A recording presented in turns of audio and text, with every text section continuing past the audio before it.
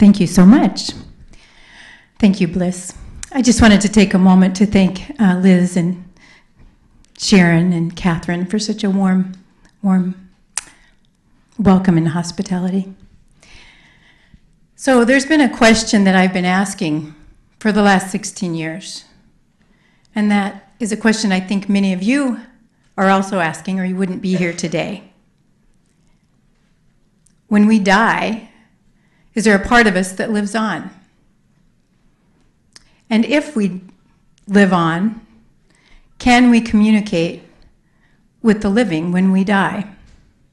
These are two questions that have come up many times over the past 16 years as I've worked with the dying. Now, I know that many of you have heard other hospice workers here. And I don't know about you, but when I have heard them speak, they often talk about the fact that it was a calling for them. But I got to tell you, that was not the case with me. I did not have any desire to work with the dying when I fell into that work. Today I'm going to be sharing my journey from one of fear of dying, fear and disbelief about life after death, to knowing that there is life after this existence. I'm going to be sharing some really sacred experiences with you. And it's important for me to mention that as I share these experiences, I'm going to be talking about my hospice patients and my bereavement clients, but I don't use their names. If I use a name, it's not really theirs, or any other identifying information to protect their privacy. So, as I said, it was not my plan to work for hospice. For the first 10 years of my social work career, I worked with foster care and I investigated child abuse. When I was getting my master's degree, I had to do an internship. And I was a little burnt out on child abuse. It was a pretty heavy work. So I thought I would work with the school systems. So I applied for an internship to be a school counselor. And I got it, and it was scheduled for August, the last week in August of 1998. And I was really excited about it. And then life happened. My sister was really sick. She'd had a kidney transplant when she was 18 years old, and her body was rejecting that kidney. She was in need of another transplant. Everyone in my family stepped forward, willing to donate. But I was the lucky one. I was a perfect match. I got to give my kidney to my sister. And the only thing that was impacted by the fact that I was going to do that was my internship. The surgery was scheduled for August 11th. My internship started 2 weeks later. The doctor said, there is no way you're physically going to be able to go back to work to do an internship. So I had to find something else. I scrambled to find something else. I was going to start a month late.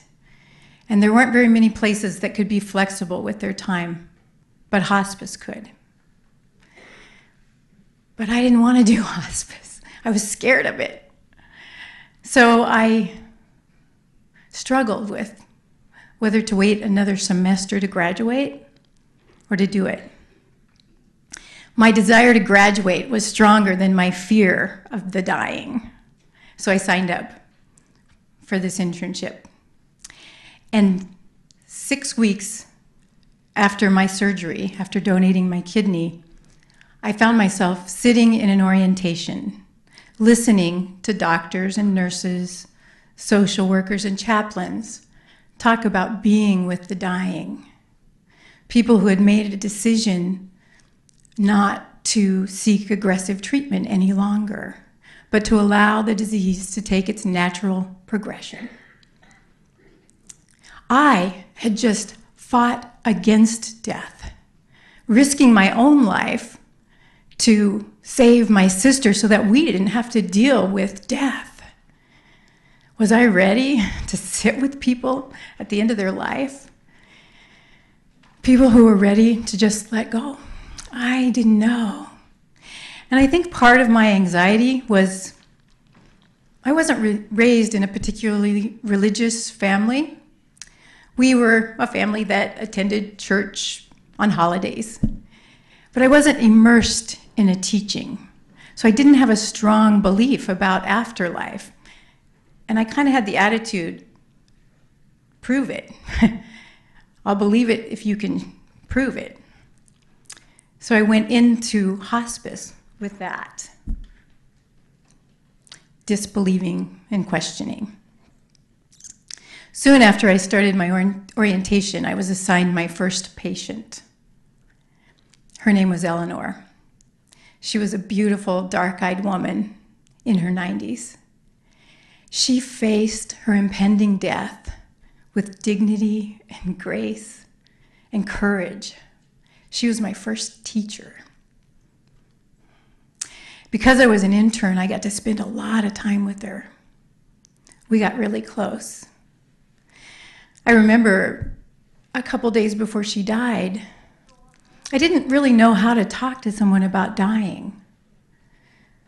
So I asked her, are you ready to go home?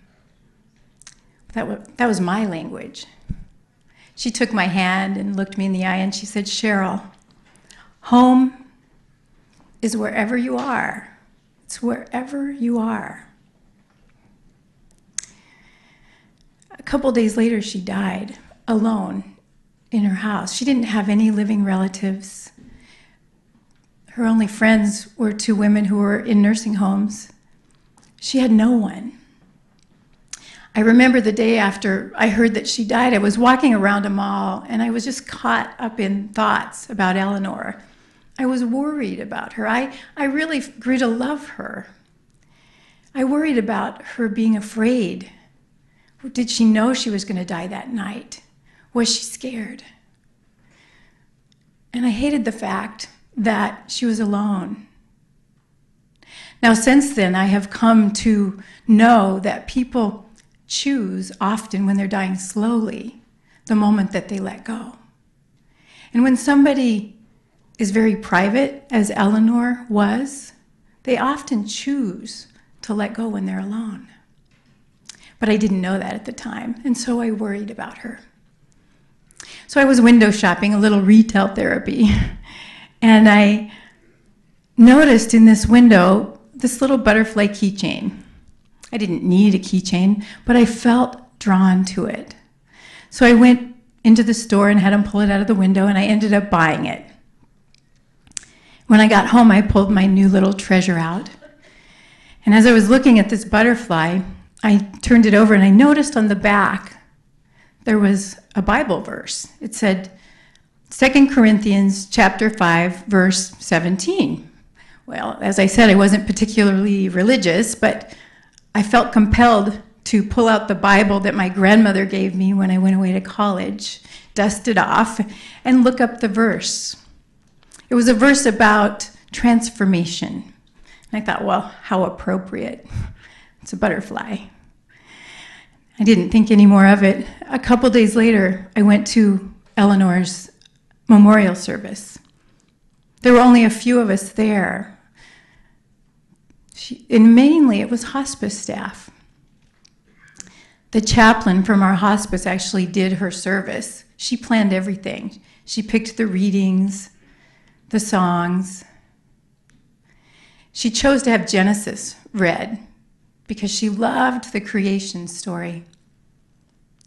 The chaplain shared that while he was with her, helping her plan her memorial service, he said as he was leaving that day, he stopped in the doorway and turned around and said, "Are you afraid of dying, Eleanor?" She smiled and she said, "I think birth is a miracle."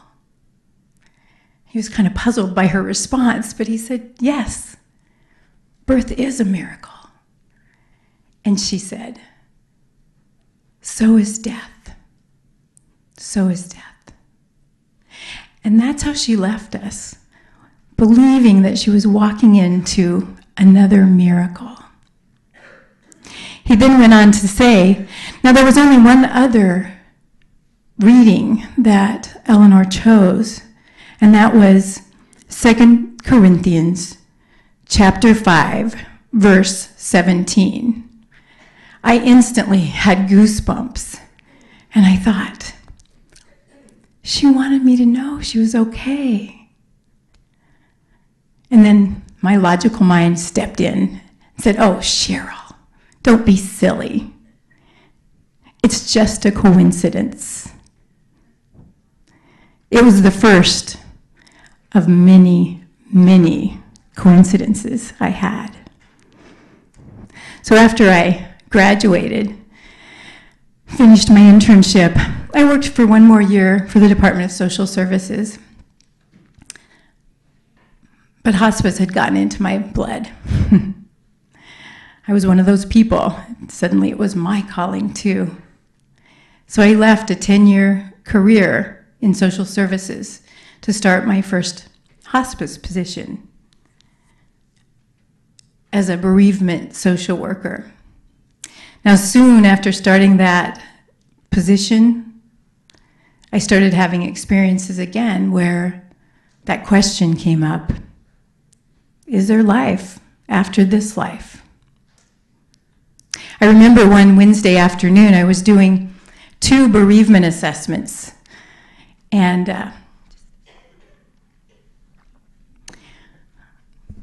they were both women who had lost their mothers. The first woman, her name was Shelley. She shared about her sadness with me, about losing her mom. And then she went on to share about the night that her mom died. She said that she felt like every breath could be her mom's last. So she just stayed with her all night long. And somewhere in the night, she dozed off. And when she woke up, she said she was shocked to see the covers pulled over her mom's head. She couldn't imagine how her mom got the covers over her head. She was so weak. She hadn't been moving. People had to roll her over. So she went over to the side of her bed and she pulled the covers down. Her mom was just laying there with her eyes wide open. And when she pulled the covers down, her mom looked at her. And she reached out her hand and she touched Shelley's face. And she said, thank you for taking care of me. It was in that instant that she jerked awake. Sensing that something had changed, she rushed to her mom's bedside. Her body was still warm, but she wasn't breathing. Shelley said, I could still feel her hand on my cheek. She believed that her mom had come to her in her dream at the moment of her death to say goodbye and to say thank you. I left that visit touched by her story, knowing that she believed it. But did I believe that her mom had come to her at the time of death? I didn't think so. I really thought it was just her grief. I knew it brought her comfort, but I didn't think it was really possible. And then I went on to my second assessment of the day, another woman who had just lost her mom. She shared with me that she'd been taking care of her mom for days on end, and she was exhausted. She finally called her brother and said, please come and sit with Mom for a few hours so I can go home and get a good night's sleep. She said as soon as she got home, she went to bed and she fell asleep as soon as her head hit the pillow. She was so exhausted. And then she said, I had the most incredible dream. She said, my mom was standing in front of me. She was in this beautiful, flowing gown. And she looked healthier than she had in years. She said, she just stood there, smiling at me, radiant. And then she turned and she started to walk up this staircase that seemed to come from nowhere. She said, I started to follow her up the stairs, but she stopped. She turned around and she said, no, sweetheart, I have to go alone from here. In that instant, she was wakened by the telephone. It was her brother, Rusty. He called to say, Mom just took her last breath. Within a matter of a few hours, I had been with two women who believed with every fiber of their being that their mothers had come to them. I left that second visit beginning to question my doubting mind. I've had many incredible experiences since then and heard many people talk about their loved ones coming to them through their dreams. They often describe that, they say it's like a dream I've never had before. It's so vivid, it felt so real. They often talk about sensory experiences, like Shelley, who felt her mom's hand on her cheek. And they remember these dreams years later. I often have bereavement support groups, and people will share, 10 years ago my dad died, and then they'll tell the dream, and they remember every detail. I don't know about you, but when I dream, about 10 minutes after I wake up, it's gone. But these dreams stay with them. And I soon learned that dreams weren't the only way that people were having experiences of feeling that their loved ones communicated with them after death. I heard lots of stories about nature, rainbows, birds, butterflies, dragonflies. I myself have had a lot of experiences with birds. I remember one Saturday afternoon, I was taken by surprise. I was facilitating a bereavement support group. We were sitting in a circle under the skylight to enjoy the afternoon sun. And one of the gentlemen who came to the group shared that his sister had died in a car accident. The group was open to the public. He shared that she had a fascination for crows. He even brought the funeral program in, and there was a big crow on the front of it to show us that she just loved crows. He said at the cemetery, they were standing around the casket, and they became aware of these crows that circled all the way around them. And everybody started talking about the crows. Everyone was aware, and they all felt that it was his sister. Well, his story was interesting, but what really got to me was that as he was sharing, I became aware of this huge crow up on the skylight, jumping up and down, cawing as only a crow can caw. This guy was obnoxious. He made his presence known. And then as soon as that man finished his story, the crow was gone. And I'd been doing bereavement groups in that room for 2 years, and I'd never seen a bird up there. No one said a word about the crow until I said, I don't know about you guys, but... And as soon as I said that, everyone was like, oh my God, that was freaking me out. But people didn't want to say anything for fear of sounding crazy. And often when one person in a group shares an experience like that, several others have a similar experience to share. And they often start their share with, I've never told anyone this before. I had a friend who I'd known for 20 years, and I was sharing some of these experiences with her. I'd known her probably 15 years at that time. As I shared the experiences I was having, she said, "Well, I've never told anyone this before."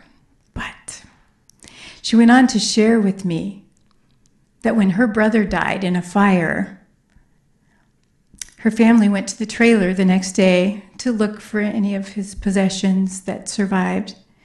She said as they were walking around the trailer, it was her and her mom and dad, they became aware of this little robin following them everywhere they went. They all commented on it, that it was unusual the way this bird was acting.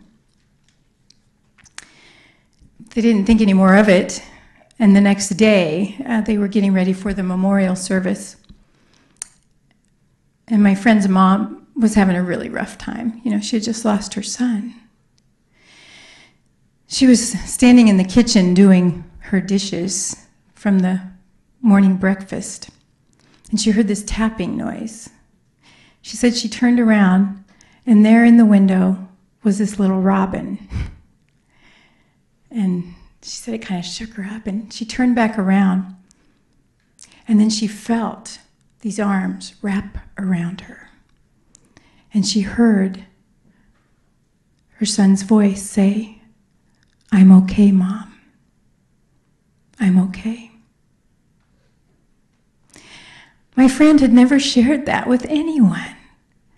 She was so afraid that people would think she was crazy. And I've got to tell you that as I was preparing for this talk today, some of that fear came up for me in sharing my experiences. But I've had so many now that the logical thing is to believe. I had another experience with a bird. One Sunday morning, I was laying in bed, and I had a canyon view, and I always left the windows open so I could get the morning sun, and just laying there enjoying the view. And all of a sudden, these two huge hawks came swooping by my window. I lived on the first floor, and they were so close that if I would have put my hand out, they would have hit it. It startled me. And I looked up, and I watched them playing up in the air, and then they came back down and swooped by my window again. And they went up and played. Third time, swooped by my window. And I instantly thought about one of my patients. I thought, oh, I bet Bob just died. He just popped into my head. I wasn't surprised on Monday morning when I got to work to hear that Bob just died. He died Sunday morning. What I was surprised to hear was that his wife, Molly, had died 2 hours before. Molly was not my patient. I was supporting her in preparing for her husband's death. And when I heard that Molly had also died, I was taken back to the two hawks swooping by my window. And I knew that they had come to say goodbye, to thank me. And I don't want you to think that every time I see a bird, I think somebody has died. There's often much more to it than that. For me, I have a physical response. I get goosebumps. And there's just a sense of knowing. And often the birds or the butterflies are behaving in unusual ways. I remember reading a story, there's an author named Wayne Dyer, and he talked about a butterfly that landed on his hand while he was on a walk. This butterfly stayed with him for half a day. He said he even had to go take a shower, so he put the butterfly on his desk, and when he came back out, the butterfly came right back on his hand. He had just lost a friend of his, and he believed that it was his friend somehow wanting to communicate with him that he was okay. So many stories. As I continued my work in hospice, I learned about many other creative ways that people believed their loved ones were communicating with them. I heard stories of lights flickering and televisions turning on when nobody was in the room. Songs. I had a lady who lost her husband of 50 years on the way to the funeral. Their song, which was 50 years old from their wedding, came on the radio. She said she didn't even know if she'd ever heard it on the radio. And there it was. And she felt like it was her husband, just letting her know she was okay. I also worked with a woman who shared that her husband had one of those scooters, and he loved driving it around the neighborhood. And she would always walk with him. And he had a bell on the scooter. She said he was constantly ringing the bell, and he'd startle people, and she was embarrassed. He was kind of obnoxious with the bell. But she said that for a month after he died, at 11:45 p.m. every night, that bell rang. 11:45 was the time of her husband's death. Her son looked at the scooter to see if there was some electrical thing happening, but there was nothing wrong with it. There was no logical reason for the bell ringing. It brought her comfort. She believed that her husband was just letting her know he was still there and he was okay. My parents also had an interesting experience. My Aunt Dorothy died several years ago. And a couple years before she died, she turned 70. My parents drove from Nebraska to Phoenix to celebrate her birthday with her. And when they were leaving from the weekend, she thanked them, let them know that it meant so much to her to have them at her birthday. And my dad, who was going to turn 70 in 4 years, said, well, I expect you to be at my 70th. And she said, oh, I'll be there. Well, about a year later, she was diagnosed with an inoperable brain tumor. And we heard she wasn't doing very well, so my family came from Nebraska, and I drove up from California to be with her. She knew she was dying. And so she was picking out some of her treasures, something for each of us. She picked out this beautiful angel for me. She picked out a piece of jewelry for one of my cousins. And then she called my mom into the bathroom, holding this treasure. She was excited. She was like an excited child to give this gift to my mom. So she dropped it in my mom's hand. My mom looked, and it was 2 pink cotton balls. My mom took the cotton balls and thanked her, knowing that because of the brain tumor, she had periods of confusion. A few weeks after that, she died.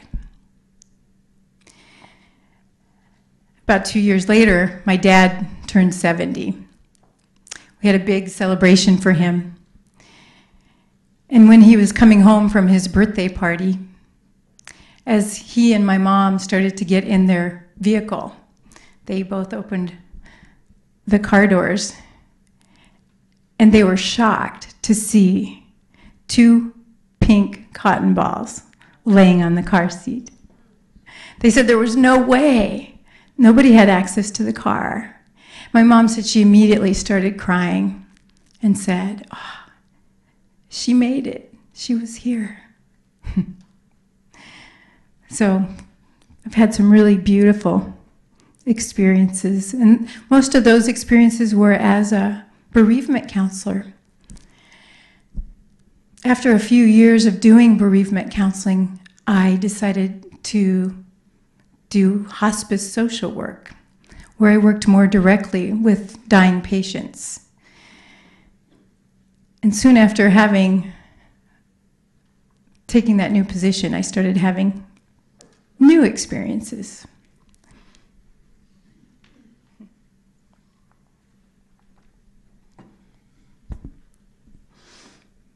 I remember the first time I was with a patient as they left their body, as they died. As soon as she died, I had goosebumps and a shiver down my spine, and the air felt heavier to me. And I had that physical response every time I was with someone as they died. And I believed that it was an emotional response to watching someone die. But one Wednesday afternoon, I was with this woman whose father was passing. He'd been lingering for a long time. And often when people are holding on, when there's no physical reason for them to still be alive, he hadn't been eating or drinking, we start exploring why they might still be hanging out. You know, we ask questions about whether there's relatives they haven't seen. With this man, his wife was an only child. He had seen everyone. As we talked, she said, well, I've been asking him to stay. I don't know what I'm going to do without him. And I talked to her about how sometimes people need permission. Sometimes they need to know it's okay.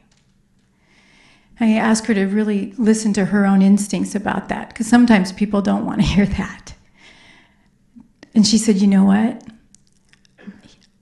That's exactly what he would do. I was Daddy's little girl. If he could stay, he would.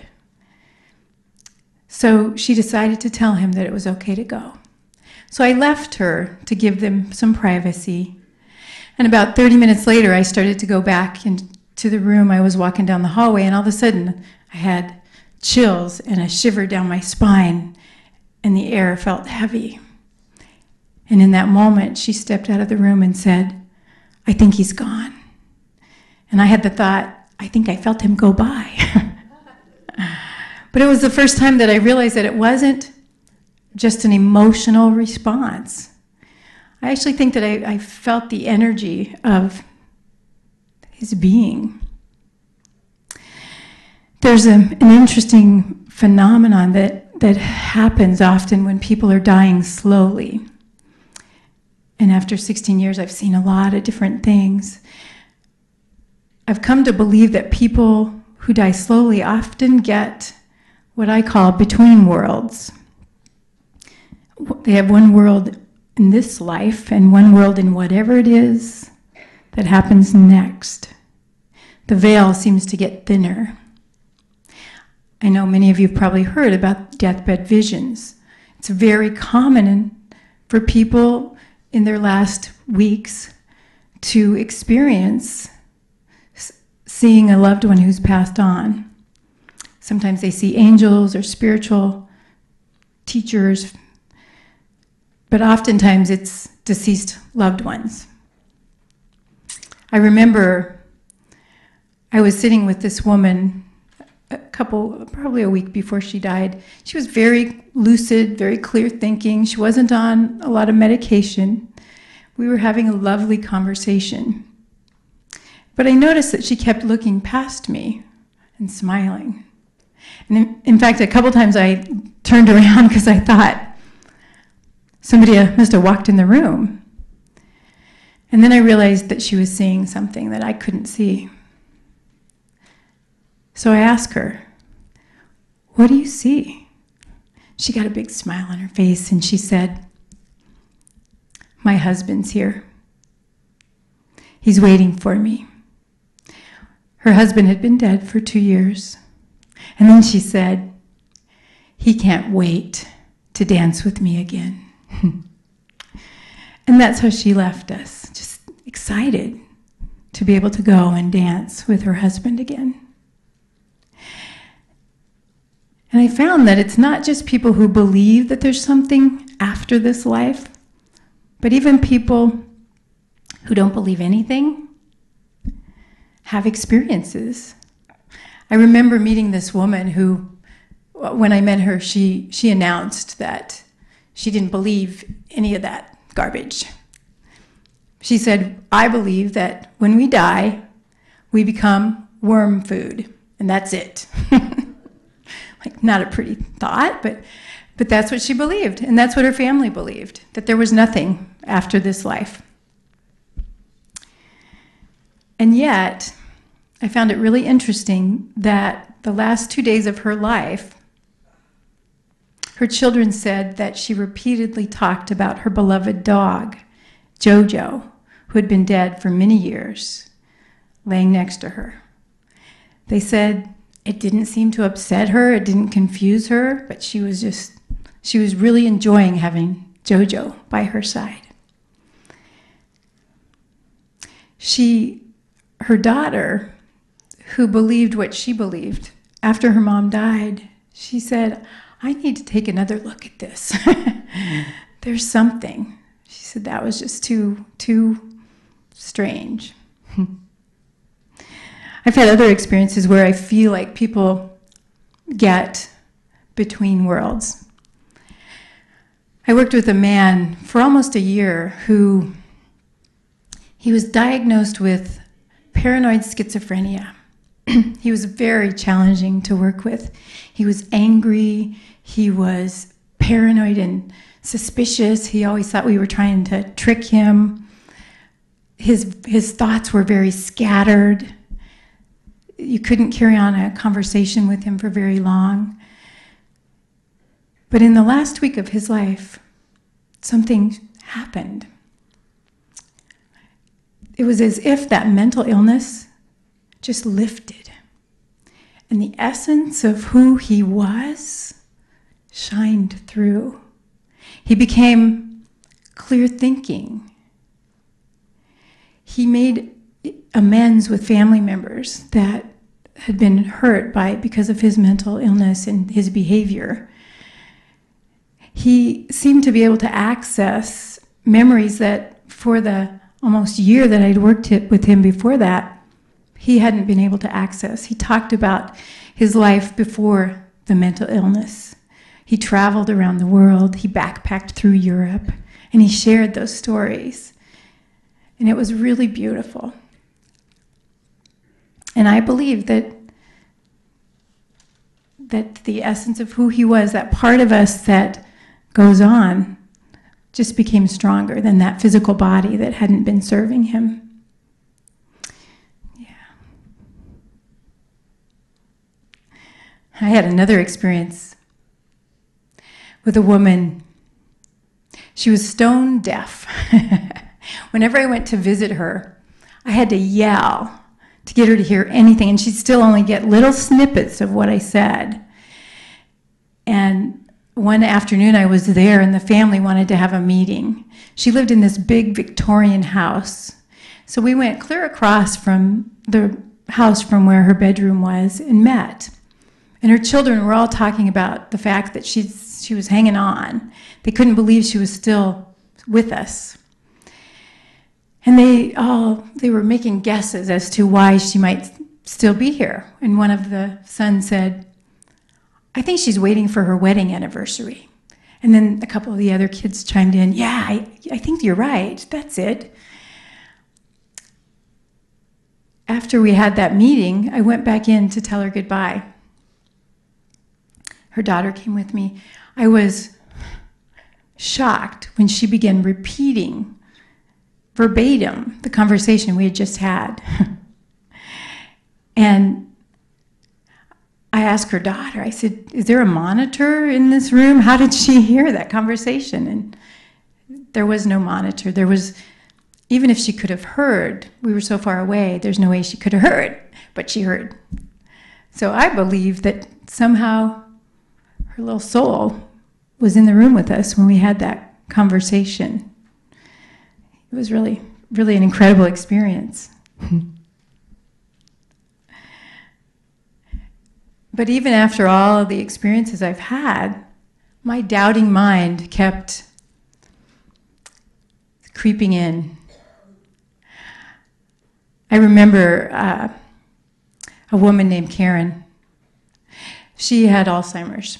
I only met her twice. The first time I went to see her, she kicked me out of the room as soon as I walked in. A few days later, I went back to see if I'd have any better luck.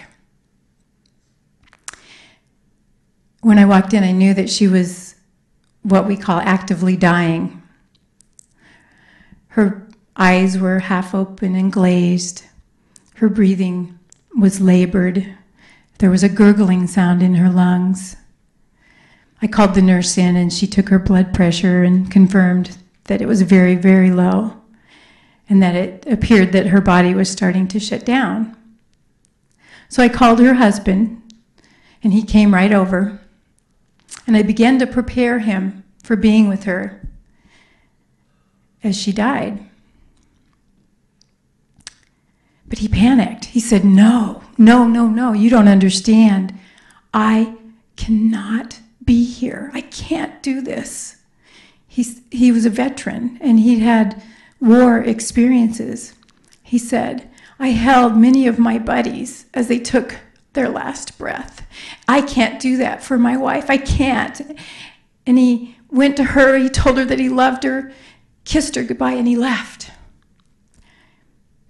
She was in a coma-like state, and yet as soon as he left, she started getting really restless and agitated, and I knew that she was reacting to the fact that he had just left. I tried to bring her comfort. I didn't know what to say to her. So I sang to her, I talked to her. The only thing that really brought her comfort was I shared with her that when somebody comes on our hospice service, bereavement support is available to them. I said, I used to be a bereavement counselor, and I said one of the beautiful things about grief is that when we're grieving, when it opens us up, and when we're opened up, it's an opportunity not only to heal from the most recent loss, but any unhealed places from the past. So I suggested that it was an opportunity for him to heal from his war experiences. And that seemed to calm her. After that, her breathing slowed and her body relaxed. And I sensed that she was getting really close. And so I sat with her in the sacred silence, knowing that sometimes the most loving thing that we can do when somebody is close to the end of life is just to be a loving presence. As I sat with her, I became aware of this golden light shining on her face. And I started looking around the room, like, that's weird. The shades were pulled. The door to the hallway was closed. The overhead lights were off. The bedside light was off. I could find no place where this light was coming from. And I thought it was really weird. And just a couple minutes later, she took her last breath. Well, then I got busy doing what I need to do, calling mortuaries and family. And I didn't think any more of the light until a few days later, when I called one of my other hospice patients' daughters. Her mom had just died on her service. So I called her to check on her. While I was talking to her, she said, "Oh, Cheryl, it was so beautiful. We saw my mom's soul leave her body." And I said, "Well, what did that look like?" And she said, her face lit up with this beautiful golden light.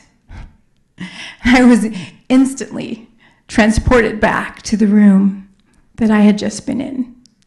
I wasn't willing to see it, but I knew as soon as she said that, I knew that I saw the same thing. We're so quick to question what we see. So it's been really interesting for me to look at my own evolution from the time that I started doing hospice work, from that place of doubt and questioning to where I am now. I believe that I have a unique perspective. I read on the internet that most people experience, if they live to be about 90, most people experience about 50 deaths in their lifetime. If I do the math, I would say 40 hours a week. I've experienced about 50 deaths a year, at least. So I've had many lifetimes of death experiences. And I think that many people do what I did when I first started having experiences, when I had that experience with the butterfly. And immediately, first I felt she's sending me a sign. And then I immediately started questioning that. And I think when we have those experiences, we immediately push them away. No, that can't be it. But being the logical person that I am, after 16 years of having these experiences, I had to start questioning what was logical. And for me, the logical thing to do was to believe. So after 16 years of working with the dying and having experiences with mothers who communicate with their daughters, hawks swooping by my house, crows jumping on skylights, robins tapping on windows, sons whispering in their mother's ears, pink cotton balls appearing from nowhere, husbands waiting to dance with their wives, beloved pets comforting their family members, and beautiful golden lights. Just a handful of the hundreds of experiences I've had. That fearfulness, doubt, questioning has been replaced with a deep knowing that there is life after this life. And do I believe that we can communicate with those who've passed on? Absolutely. Do I claim to know what happens after we leave these bodies? No. No. I don't think any of us will know what happens until it's our turn. The one thing that I do know for sure is that we will all get a turn. And my hope is that the knowledge of the impermanence of this life is a gift to all of you, the way it is to me. From that knowledge, I live more fully. I love more deeply. I forgive. And I hope that that is what you are all able to do as well, to stay present in this life. Dan Millman said, if you aren't in awe, then you aren't paying attention. So may you have experiences that awe you. And when we pay attention, when we are fully present, life and death are magical. Thank you.